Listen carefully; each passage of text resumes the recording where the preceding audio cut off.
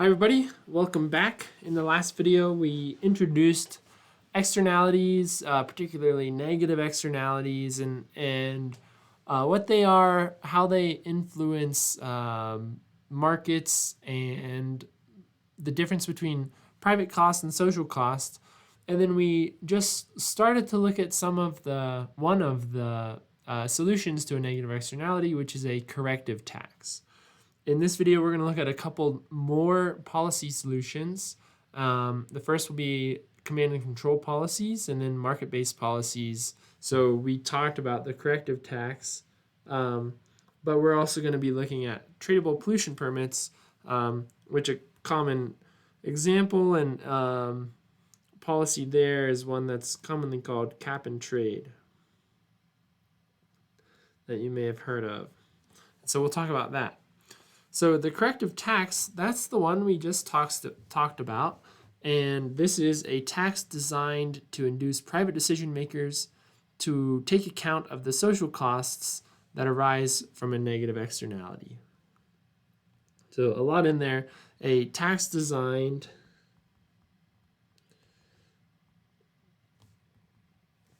to induce private decision makers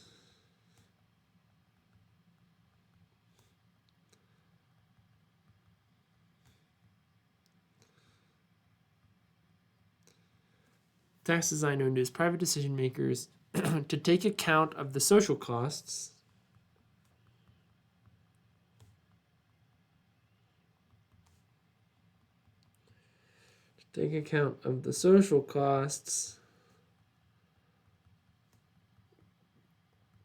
that arise from a negative externality.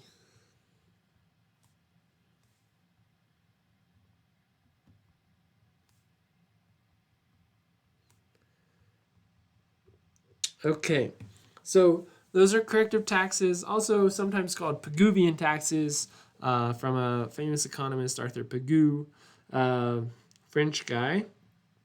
And the ideal corrective tax is one that is equal to the external cost, as we saw in the last video. So, on the other hand, if there's something with a positive externality, you set a corrective subsidy equal to that external benefit.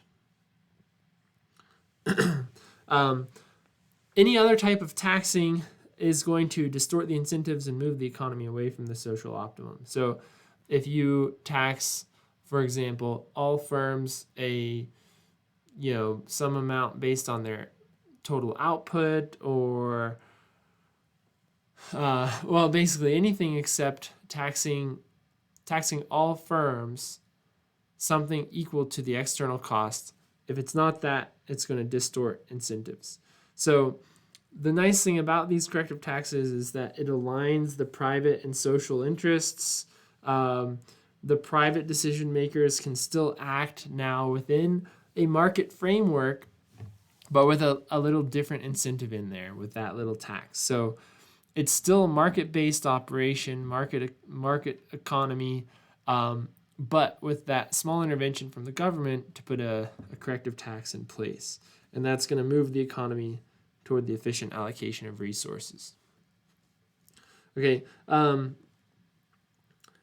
so now let's look at a couple other different types of regulations. We're going to do a couple terms here. So first, abatement is just any kind of measure, taking measures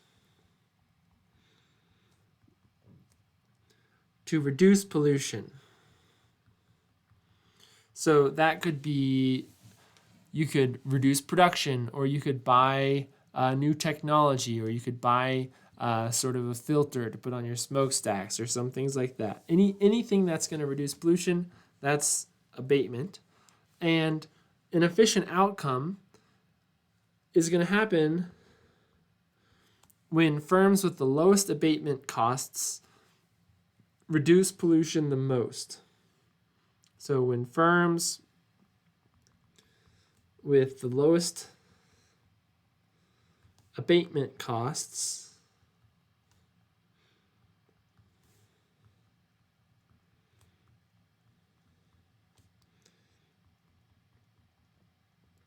reduce pollution the most.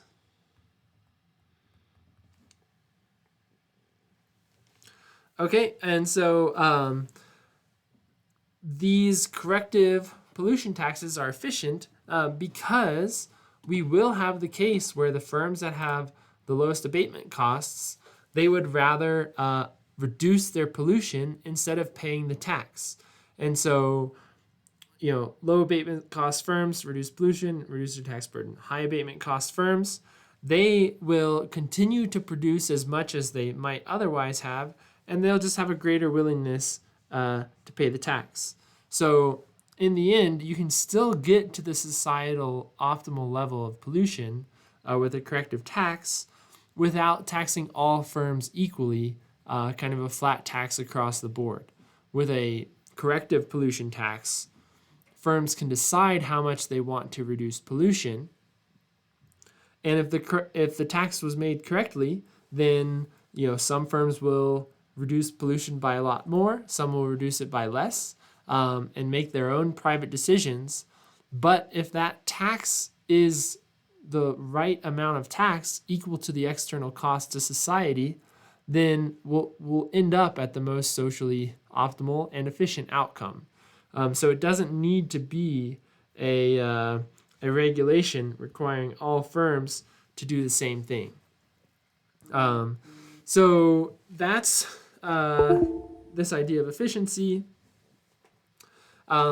We also have, as far as corrective taxes being better for the environment,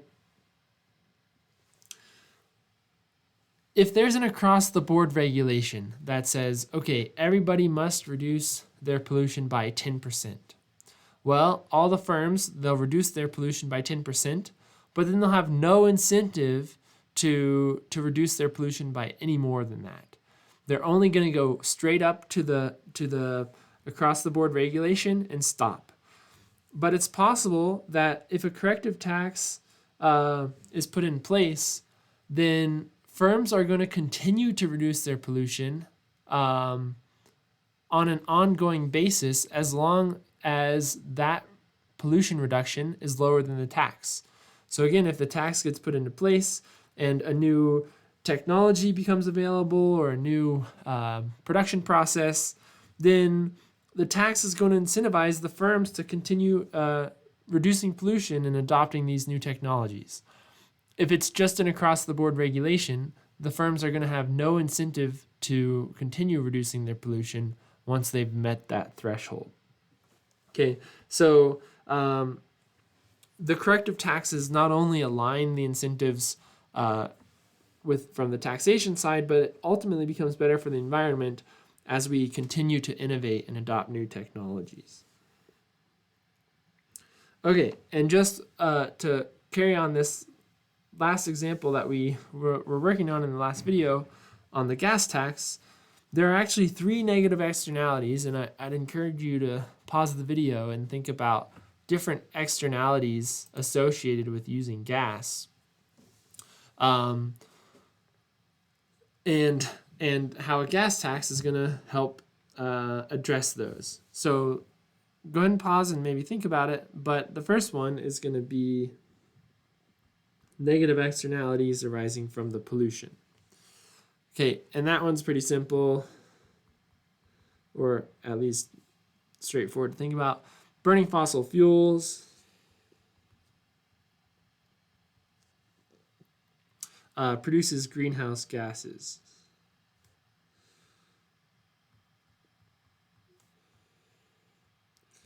Okay, that's going to have health concerns, that's going to have, climate concerns, and so on and so forth. That one's pretty straightforward. But also, a gas tax is also going to be addressing an externality of accidents. Because if it's cheaper to have gas, people will have larger vehicles, and larger vehicles cause more damage in an accident.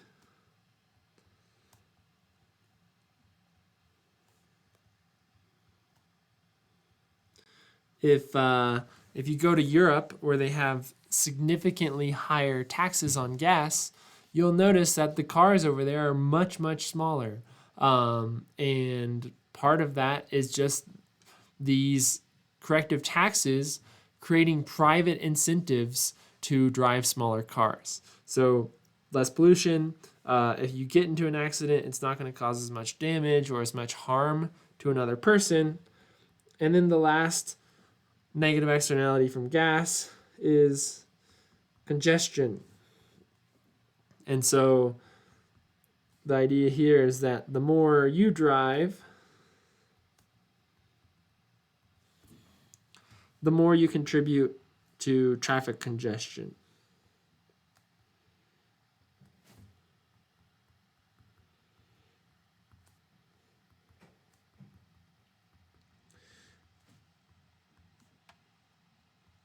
Okay, and that's an externality because my consumption of the road, my driving, reduces the ability of others to use the road as efficiently, right?